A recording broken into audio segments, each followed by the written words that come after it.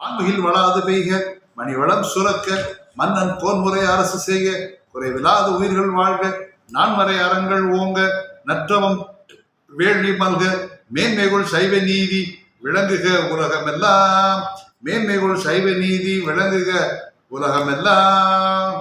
ஹர ஹர நம பார்வதி பதையே, ஹர ஹர மகாதேவா. தென்னாடுடைய சிவனே போற்றி, என் நாட்டவர்க்கும் இறைவா போற்றி போற்றி. திருச்சிற்றம்பலம்.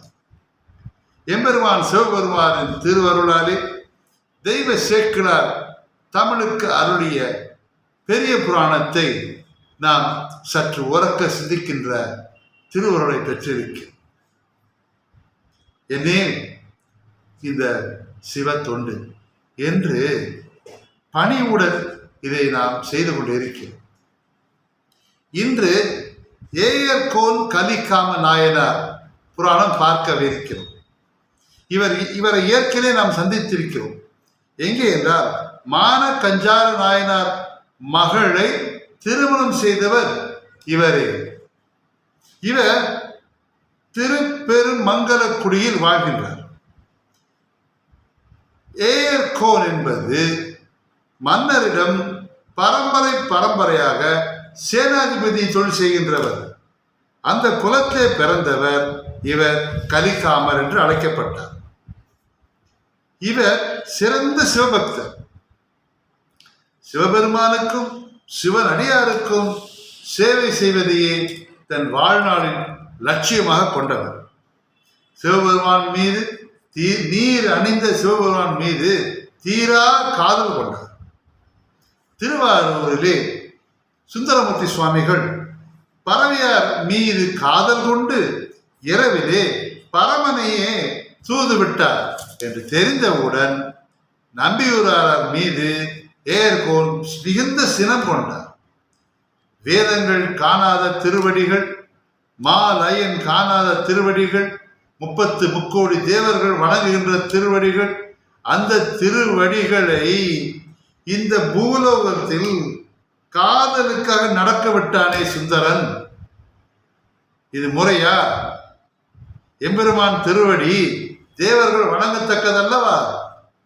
மண் மீது நடப்பதற்கு அந்த மலரடிகள் என்ற கோபத்திலே சுந்தரன் மீதும் கோபமாக இருந்தார். அப்படி இருக்கும்போது அந்த ஏயர்கோன் கலிக்காம நாயனார் சுந்தரர் மீது கொண்ட சினம் தவிர்க்க எம் சிவபெருமான் திருவுள்ளம் கொண்டார். ஏயர்கோனுக்கு தீராத சூர நோய் கொடுத்தார். எப்படி மருள் நீக்கினார்? சமண மதம் சேர்ந்த பொழுது தர்மசேனர் என்ற பெயரில் இருந்தாரோ அவரை மீண்டும் சைவத்துக்கு கொண்டு வருவதற்காக சூரநோய் கொடுத்து பின்பு அவரை திருநாவுக்கரசராக மாற்றினார எம்பெருமான். அதே சூர நோய் இன்று இவருக்கு ஏகோன் கலிகாம நாயர். அதனோடு சுந்தரர் கனவிலே தோன்றி, சுந்தரா, என் சிறந்த அடியார் ஒருவர் இருக்கிறான் ஏயர்கோன், அவனுக்கு சூர நோய் வந்திருக்கிறது, அவனை நீக்கு, அந்த நோயிலிருந்து அவனை நீக்கு என்று ஆலமுண்ட நீலகண்டர் கூறினார். அந்த வருத்தத்தை நீ நீக்கு என்று கூறினார். எம்பெருமானே, இது வல்லவோ என் கடமை, சிவனடியார் நோய் நீக்குவதில் என் கடமை என்று விருப்பமுடன் கிளம்பினார். அந்த செய்தி ஒரு தூதன் முதலில் போனது. சுந்தரர் ஒரு தூதனை முன்பு அனுப்பி, உன் சூளை நோயை தீர்க்க யாம் வருகிறோம் என்று நம்பியூரார் சொன்னார். அதை கேட்டவுடன் ஏர்கோன் சினமும் வருத்தமும் கொண்டார். எம்பிரானை தூதுவனாக அனுப்பிய ஒருவன் வந்து என் நோய் தீர்க்க வேண்டும் என்ற அவசியம் இல்லை.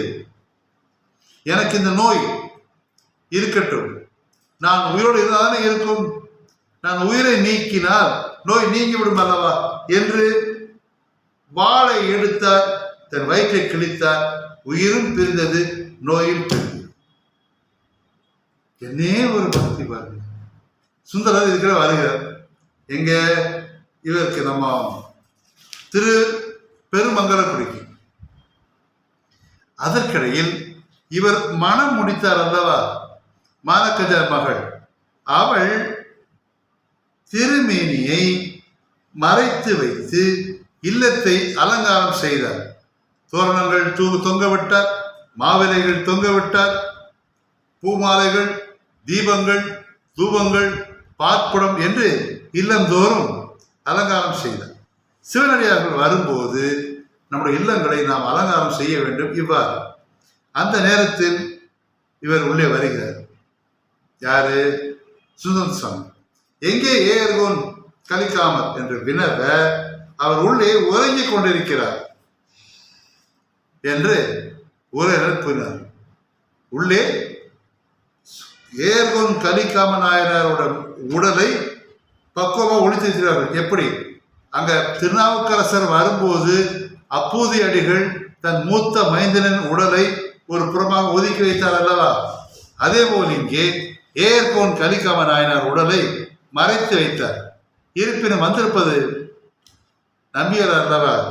என் மனம் மருள்கிறது, நான் அவரை காண வேண்டும் என்று பார்க்கிறார். குடல் சரிந்து உயிர் பிரிந்து ரத்தத்திலே அங்கு இருக்கிறார். பார்த்த உடனே அந்த உடைவாளை எடுத்து சுந்தரர் தானும் உயிரை நீக்க முற்படுகிறார். அந்த நேரம் இருவரும் உயிர் எழுந்தனர். ஏர்கோன் எழுந்தார். எழுந்து சுந்தரரை தடுத்து சுந்தரரை அணைத்து இரு சிவனடியார்களும் ஒருவரை ஒருவர் அணைத்துக் கொண்டனர், மகிழ்ந்தனர்.